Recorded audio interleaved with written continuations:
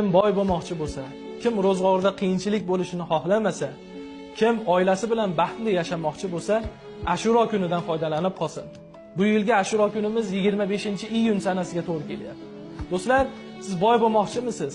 Ro'zg'oringizda kamchilik bo'lishini xohlamaysizmi? Ashuro kuni uyingizga chiroyli ro'zg'orliklar qiling, xarajatlar qiling.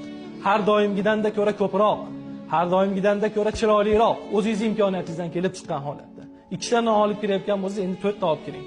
Ki barakotidan yil 12 oy kamlik ko'rmaysiz. Chunki payg'ambarimiz alayhissalom kim Ashuro kuni oilasiga kenglik qilsa deydilar, yil davomida kamlik ko'rmaydi, ro'zg'or but bo'ladi deydilar.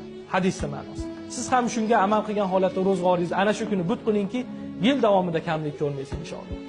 Ayolingiz bilan, ayollar bo'lsa erlari bilan go'zal munosabatda bo'lsinlarki, yil 12 oy chiroyli baxtli hayot kechiradilar va buni tasdiqi bor gaplar hisoblanadi.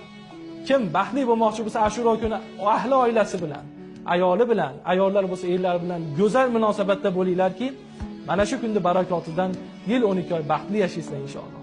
Men buni sizlarga ilinganim uchun aytaman. Sizlar ham eng yaxshi ko'rgan odamlaringizga ilinib qo'ying.